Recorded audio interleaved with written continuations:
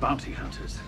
We don't need that scum. La galaxia de Star Wars es un mundo vasto donde hay cabida para todo tipo de personajes, pero hay pocos que generen tanto interés y misterio como los cazarrecompensas. La variopinta casta de sabandijas y personajes extravagantes que forman parte de esta profesión comprende gran variedad de especies y sociedades. Son personajes duros, con sus propios códigos y frecuentemente asociados a los bajos fondos y capaz de abrirse paso a blasters en los rincones más peligrosos. Conozcamos en esta serie a los cazarrecompensas más famosos o infames de la galaxia.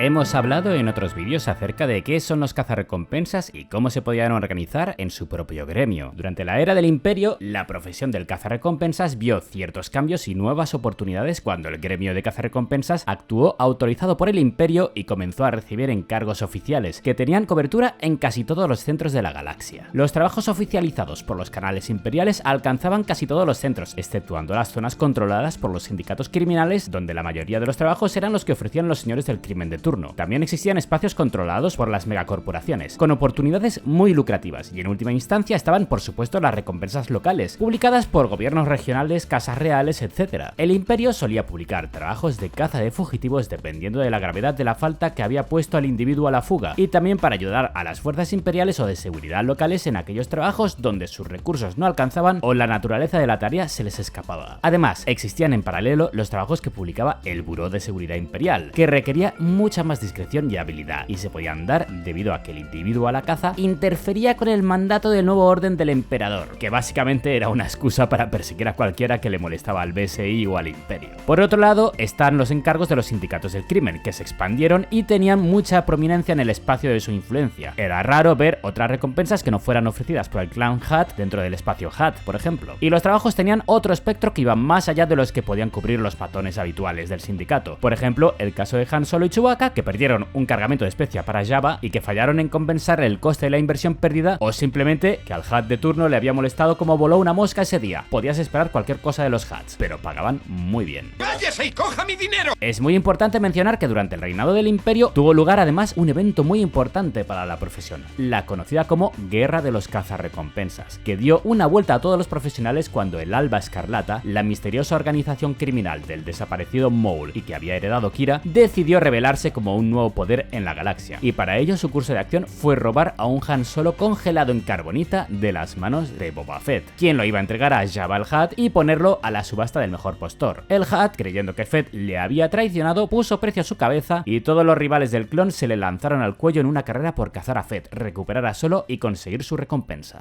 Hay que ver, menudo lío. Ya seguiremos expandiendo el lore del gremio y de los cazarrecompensas en otros vídeos, así que revisemos a los cazarrecompensas más conocidos durante la era del Imperio. Ojo, son muchos años y muchos cazarrecompensas, así que por no hacer un vídeo de más de media hora, me he visto obligado a dejar a Boba Fett fuera de este vídeo para dedicarle un vídeo en profundidad únicamente para él, que seguirá a este mismo que estás viendo.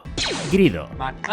Un ejemplo de que la profesión del cazarrecompensas está algo romantizada lo podemos ver en Greedo, quien buscaba una posición, respeto y gloria en la profesión, aunque solo llegó a ser un amateur. Este quiero y no puedo era un rodiano, hijo de Greedo el Viejo del clan Tetsu. La cultura rodiana idealizaba a los cazadores en su mundo natal de Rodia, y es por ello que muchos se dedicaban al oficio, y Greedo no fue una excepción. Se trasladó en su juventud a Tatooine, llegando a coincidir en Mos Espa con el joven Anakin Skywalker. Pronto empezó a prestar su servicio como tantos cazarrecompensas y aspirantes al señor del crimen local, Jabba el Hutt, quien lo utilizó para trabajos menores. Pese a eso, trabajar para Jabba le subió el ego por encima de sus propias posibilidades y su propio prestigio, creyéndose la gran cosa. Fue contratado durante las guerras clon por la Federación de Comercio para realizar un secuestro que fue un desastre, y fue empleado más tarde, ya en la era del Imperio, por Jabba para otros trabajos que no solían salir bastante bien, y varias veces tuvo que compensar al Hutt para no terminar como pienso de Rancor. Fue Jabba quien juntó a Greedo con Han Solo y Chewbacca a realizar robos en colaboraciones desastrosas en las que terminaron a puñetazos o tiros más de una vez, y el rodiano y el coreliano se labraron su enemistad. Cuando Han y Chewie perdieron una importante cantidad de especia para Jabba y debiéndole una pequeña fortuna, el Hutt puso precio a sus cabezas y Greedo buscó la oportunidad de vengarse del coreliano en la infame cantina de Chalmun, en un enfrentamiento que no terminó bien para el rodiano y fue humillado por última vez. ¿Quién disparó primero? Es algo que todavía es tema de discusión por los historiadores. Balance. Baylor Balance fue un conocido cazarrecompensas que se hizo popular por sus modificaciones cibernéticas. Este cyborg humano nació en Chorin como un esclavo y estuvo trabajando duramente en las minas con sus esperanzas puestas en la Academia Imperial para salir de la miseria. Ya en la Academia coincidió con otro cadete, Han Solo, porque la galaxia es así de pequeña, y con quien desarrollaría una larga amistad. Lamentablemente fue herido de gravedad y para poder salir adelante recibió una tremenda cantidad de reemplazos cibernéticos que fueron cubiertos con carne y piel sintéticas. Pese a esta intervención, el Imperio determinó que no podía seguir sirviendo y le dieron la patada, y desde ese momento Balance se buscó la vida como cazador de recompensas. El cyborg se ganó su puesto y reputación, y el entrenamiento de combate en el Imperio y su buena aptitud de vuelo le ayudaron a meter cabeza, y comenzó a mejorar su cibertecnología e implementó funciones disponibles solo para droides a su persona, siendo capaz de aguantar en el vacío del espacio, era inmune al veneno y ganó mayor velocidad, adherencia magnética, podía escuchar e interceptar transmisiones y sus brazos eran un auténtico arsenal. Disparaba proyectiles de impacto, podía incorporar un vibrocuchillo, ganchos de agarre, incluía un desintegrador en la palma que sería su seña de identidad profesional. Además de su equipación cibernética, disponía de un carguero llamado el Ala Rota y de un droide llamado 94L. Este fenómeno ambulante atrajo el ojo de otra cazarrecompensas, Nakano Lash, quien le sirvió de mentora en la profesión, pero la mala suerte le siguió y Nakano Lash le traicionó, y ya en un punto de ruptura total, Balance optó por violar el código del cazarrecompensas y cabrear al gremio, dedicándose a robar las recompensas de otros cazadores. Se había envuelto en embrollos por contratos imperiales y rebeldes y colaboró con su amigo Han Solo. Se asoció durante un tiempo con Dengar durante la guerra de los cazarrecompensas, con quien colaboró para capturar el gran premio de Boba Fett, el congelado Han Solo que iba a ser entregado a Jabba el Hutt. Tras sobrevivir varios encuentros, Balance y Dengar se enfrentaron a Boba Fett, y aquí fue cuando el cyborg abandonó a Dengar y partió junto a Fett, Balance en busca de su amigo y Fett en busca de su presa, para recuperar a Solo del ejecutor de Darth Vader. A bordo del superdestructor, Balance ayudó a Fett a encontrar a Solo, y a cambio, Fett hizo volar al cyborg en una explosión que le dejó por muerto una vez más. Se reventó todo. En este punto el Imperio se hizo con él y lo recompuso de nuevo, esta vez para trabajar al servicio del Lord Oscuro, en una serie de turbias y retorcidas misiones dando caza a espías. Harto de ser utilizado, se alzó contra el Imperio y Vader, y a cambio recibió un tiro en la cara y fue dado por muerto. Pero claro, conociendo su historial, no es de extrañar que se cuente por ahí que el cyborg ha sido visto en activo en tiempos de la Nueva República.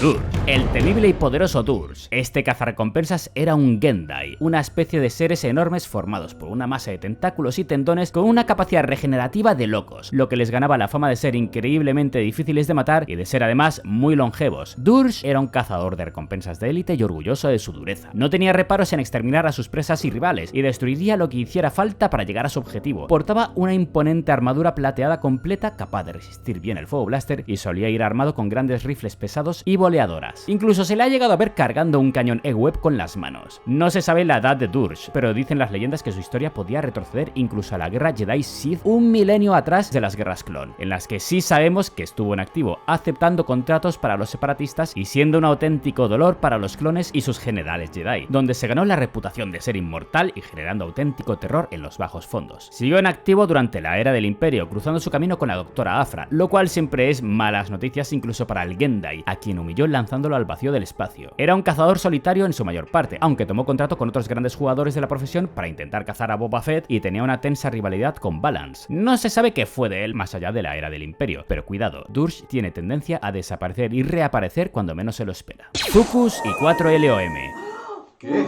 ¿Qué? ¿Qué dicho? ¿Qué es eso? No podemos hablar de Zuckuss sin 4LOM ni viceversa. Esta inseparable pareja de profesionales de aspecto bizarro e insectoide eran auténticos especialistas en su profesión. Zuckuss era un Gand, una especie nativa del planeta del mismo nombre que respiraba amoníaco. Es por ello que cuando vemos a Zuckuss fuera de su ambiente, lleva un respirador. Dentro de su cultura, Zuckuss era un muy reconocido buscador, los cuales eran una antigua tradición mística sensible a la fuerza que les otorgaba unas asombrosas habilidades de rastreo. Zuckuss buscó su propio camino como buscador fuera de su mundo natal y persiguió para ello la profesión del cazarrecompensas. No hace falta decir que sus habilidades y su sexto sentido le posicionaron en trabajos muy lucrativos entre los cazarrecompensas. Debajo de sus ropajes de buscador se protegía con una armadura de combate pesada y siempre se le veía con su arma favorita, el rifle trampa GRS-1, un arma versátil y poco común, como su dueño. Podía disparar redes energéticas para atrapar a sus víctimas e incluso partirlas en dos si era necesario. 4LOM fue en origen un droide de protocolo hasta que durante su asignación asignación a bordo de un crucero de lujo, el droide desarrolló fallos lógicos y sufrió una corrupción de su personalidad, lo cual permitió a 4LOM anular su programación y reescribirla. Y lo que decidió 4LOM es que iba a perseguir el noble oficio del ladrón para luego perseguir la profesión del cazarrecompensas. Con su programación alterada, no tenía ya restricciones a la hora de herir o destruir seres vivos, y era un auténtico especialista en anticipar los movimientos de sus objetivos, lo cual le ganó también posiciones en la profesión. Se le podía ver a partir de ese momento armado normalmente con un rifle blaster de objetivo de LET-19X y un rifle blaster pesado de LET-19, que podía incorporar pulsos electromagnéticos a su capacidad de fuego. Eventualmente, ambos se encontraron y descubrieron las ventajas de su colaboración, con Zuckuss usando sus misteriosas e impresionantes habilidades de rastreo apoyado por la capacidad analítica de 4LOM, llegando al top de la profesión. Utilizaron para ello el cazador de niebla, un caza altamente modificado y que Zuckuss llenó de gases para poder respirar como en su mundo natal. ¿Qué es ese animal? Ganaron reputación y enemigos, entrando en la liga de los contratos VIP del Imperio, y esto significa encarguitos de Darth Vader. Se les veía colaborando frecuentemente con otros grupos, como el que encargó Darth Vader para dar caza a la doctora Aphra, para después ser convocados por el Lord Oscuro para encontrar al Halcón Milenario, trabajo en el que Boba Fett les ganó la mano. La pareja se mantuvo muy activa y cruzaron camino con el peligroso Balance, con quien llegaron a acuerdos y desacuerdos. Durante la guerra de los cazarrecompensas, Zuckuss y 4LOM rastrearon a Boba y lograron abordar la Esclavo 1 en ausencia de su propietario, quien les pilló con las manos en la masa y les dio lo suyo, arrancando la cabeza del droide y dando al Gunn por muerto. Fett descubrió por 4LOM que la recompensa que perseguían era cosa del propio Jabba, y se fue a pedir explicaciones, lanzando la cabeza del droide al carajo, que acabó en hábiles y sádicas manos para acabar formando un droide asesino. ¿Qué es ese animal? 4LOM había olvidado su pasado, aunque Zuckuss pudo presentirle y rastrearle. Pese a que 4LOM trató de destruirle, Zuckuss le venció y restauró su memoria y con ella su colaboración. Dengar. Hey, boss, who's your girlfriend? Shut up, Dengar. Conocido como Dengar el Demoledor, este cazarrecompensas coreliano comparte el mismo mundo natal que Han Solo, y estuvo en activo tanto en la era de las guerras clon como durante el reinado del Imperio, incluso más allá. Fue un corredor de motos SUV en Corelia y también estuvo luchando como gladiador en algunas arenas antes de iniciar su carrera como cazarrecompensas en las primeras etapas de las guerras clon. Era un tipo crudo y desaliñado, y sus tácticas no solían ser tan astutas o calculadas como otros cazadores. Prefería la brutalidad y el uso directo de fuerza o fuego blaster. Iba equipado con una armadura de combate plateada y se cubría la cabeza con un extraño turbante. Sus armas de preferencia fueron el rifle blaster DLT-18 durante las guerras clon y el DLT-19 durante la era del Imperio, aunque contaba con otras sorpresas como un cuchillo de fuego y detonadores que podía usar en corto alcance. Se le veía desplazándose en su nave, el Castigador, una Jam Master 5000 que no contaba con el habitual espacio para encerrar presas, ya que Dengar solía preferir las recompensas por asesinato, lo cual facilitaba mucho el trabajo. Muy bien, de buen rollo todo, ¿no? Sí. Su recorrido le llevó pronto a los grandes encargos. Solía trabajar para el clan Hutt y participó en la Guerra del Crate, el grupo de cazarrecompensas de élite que organizó el joven Boba Fett durante este periodo. Con ellos realizó varios trabajos y se le vio luchando en el Palacio de Cardula contra el colectivo de la Sombra y el mismo Maul. Tras la caída de la República, siguió cazando recompensas para los sindicatos criminales y el Imperio, y Dengar logró reducir al Wookiee Chewbacca, ojo, para cobrar su recompensa antes de que Solo le venciese y liberase a su amigo del cazador. Dengar pronto siguió realizando encargos directamente para Darth Vader. Formó parte del grupo que dio caza a la doctora Aphra y sirvió al Lord Oscuro como informador. Tras otra serie de trabajos fue, por supuesto, convocado por Vader para dar caza al Halcón Milenario, cacería que perdió en favor de su viejo colega Boba Fett. Dengar y Balance, viejos enemigos, establecieron una tensa alianza entre ambos durante la guerra de los cazarrecompensas, mientras trataban de robar a Solo, alianza que duró brevemente hasta que Balance abandonó a Dengar en un iceberg flotando a la deriva. Logró salir del aprieto y en el Palacio de Jabba fue testigo del caos que se produjo cuando el Jedi Luke Skywalker y sus aliados acudieron a liberar a Solo, y en una de las mejores decisiones de su vida, Dengar decidió no acompañar a la corte de Jabba al pozo de Carkoon, donde el Hutt y los suyos encontraron su final. Con el vacío de poder en los bajos fondos dejado por Jabba, con Boba Fett fuera del podio y el Imperio perdiendo terreno en favor de una nueva república, llegaron tiempos convulsos en la profesión que ofrecieron nuevas oportunidades. Dengar aceptó la oferta ofrecida por la nueva promesa de la profesión, Mercurial Swift, y se unió a Embo a conseguir la recompensa puesta en Yase Mari, colaboradora de la nueva república, a quien lograron capturar en el olvidado mundo de Jakku. Pero las circunstancias no iban en su favor. La decisiva batalla de Jakku había comenzado en el planeta y quedaron atrapados. Emari aprovechó la circunstancia y fue capaz de convencer a Dengar y Embo a volverse en contra de Swift, a quien acabaron lanzando por la borda de su propia nave, y se unieron a Emari, quien logró compensar a sus nuevos socios y ganarles el indulto de la nueva república tras la victoria en Jakku. Toma. Poco más se sabe acerca del coreliano pasado este periodo, pero se dice que logró conseguirse mejoras cibernéticas al estilo de Balance y que se convirtió en un fenómeno irreconocible con el alias de Rothgarden, al cual se le vio por última vez en Kijimi antes de que la orden final del Sith Eterno destruyera el planeta. Si este tipo es Dengar y si sobrevivió a la catástrofe es un misterio. Bosk.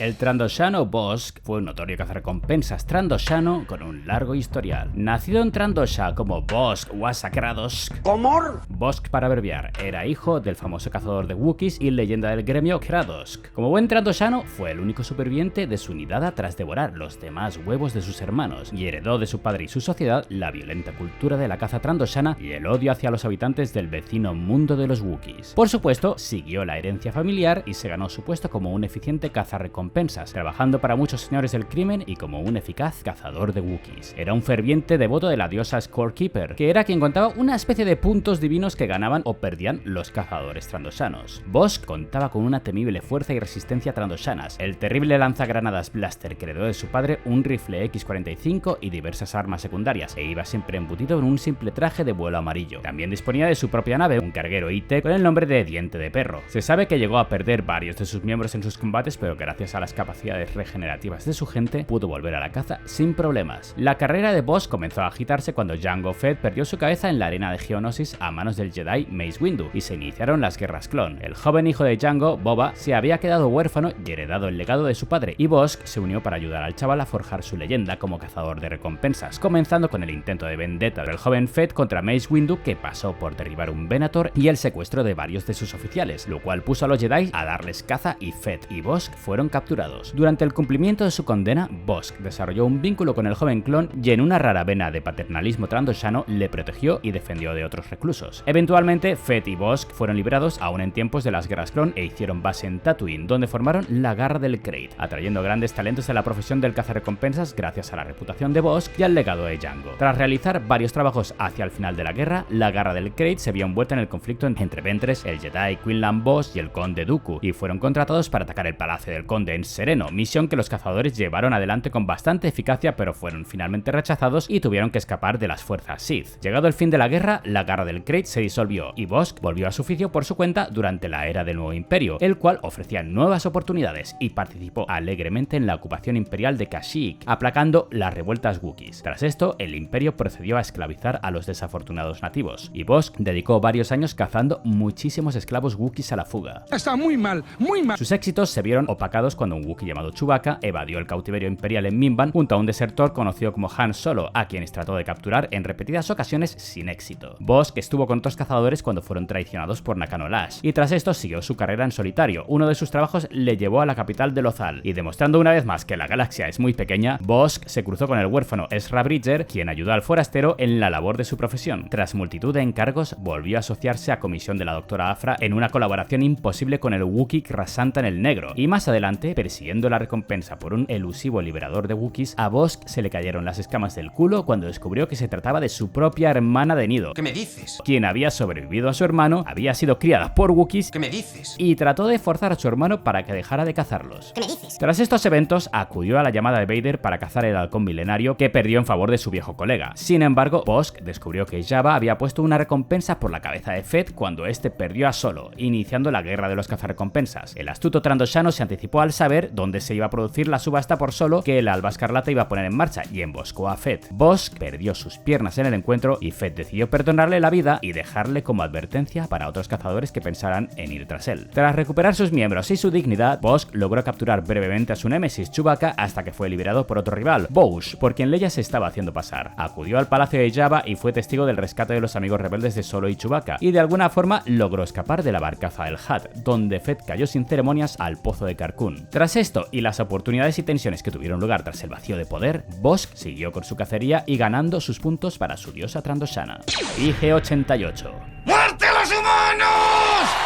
El El droide asesino por antonomasia, este droide forma parte de la infame serie de droides asesinos IG diseñados exclusivamente para el combate y la destrucción de formas de vida. El droide IG-88 fue creado tras el fin de las guerras clon, siendo en realidad no uno, sino 5 droides asesinos IG idénticos creados por laboratorios Holowan. Fue tan rígido en su aún incompleta programación que en cuanto fue activado, puso instantáneamente su función primaria en acción y masacraron a sus creadores al instante. A continuación, las 5 unidades IG-88 elaboraron un plan. ¿Te vienes a matar humanos? El denominado como IG-88B perseguiría la carrera de cazarrecompensas para satisfacer su programación para asesinar orgánicos y distrayendo la atención de los otros droides IG, mientras el IG-88A perseguía el plan general para destruir toda forma de vida orgánica. Por supuesto, alcanzó altos grados de éxito en la profesión, convirtiéndose en una leyenda de terror de casi 2 metros, blindado y dotado de un rango de observación de 360 grados, y rotando su cuerpo en todas direcciones al estilo de los droides IG que conocemos, y cargando todo un arsenal con él para matar con máximo prejuicio: rifles blaster, disruptores neurales, cañones de pulso, lanzallamas, etc. Su infame popularidad y éxito en la profesión llegó a tal punto que le puso a la altura de rivalidad directa con Boba Fett. Se sabe que los IG-88 se hicieron con un caza agresor al que llamaron IG-2000 para sus desplazamientos. Si la situación le favorecía hacerlo, se iba a cargar a todo el mundo, desintegrando a tiros o derribando naves. El Imperio y Jabba disfrutaron del talento del droide y el IG-88B acudió a la llamada de Darth Vader para capturar al halcón milenario, y el droide fue lo bastante listo para seguir el rastro hasta Bespin, donde Fett lo convirtió en chatarra tras descubrir que el droide lo estaba siguiendo. Tras este fracaso, Sly Moore, confidente del emperador, contrató al IG-88 para asesinar al mismo Darth Vader, una misión para la que el droide puso al Sith en verdaderos aprietos, pero finalmente fracasó y fue severamente dañado. Llegado el momento de la guerra de los cazarrecompensas, el Alba Escarlata encontró y reparó el droide, quien a su vez asesinó a sus benefactores y aceptó el encargo de Kira de robar al Han Solo congelado de la nave de Boba Fett. El droide fue vencido por el clon y, viendo sus repetidos fallos, se retiró para mejorar su programación y sus habilidades. Más asesinatos siguieron a su nombre, y mientras, los planes de destruir orgánicos se encontraron una oportunidad definitiva con la segunda estrella de la muerte de Palpatine. El IG-88 trató de infiltrarse en el software de la estación de combate con la intención de tomar el control de la misma, pero su plan fue desbaratado por un pequeño droide astromecánico. No se sabe mucho más acerca del siniestro IG-88 y sus unidades gemelas que lo forman, pero lo que es seguro es que en tiempos de la guerra entre la Resistencia y la Primera Orden, su amenaza todavía seguía en activo. Bueno, y esta es una versión bastante resumida de los varios años en los que los cazarrecompensas prosperaron en la era del Imperio. Ha habido que dejar a varios personajes fuera y alguno que he desplazado para el próximo vídeo, pero creo que hemos cubierto lo más importante. Espero que te haya gustado el vídeo, yo lo he gozado haciéndolo. Estos son de mis personajes favoritos durante una etapa bien movida. Anímate a dejar un like al vídeo y compartirlo. Déjame un comentario con tus cazarrecompensas favoritos y no olvides que puedes unirte como miembro para ayudar al canal. Nos vemos muy pronto.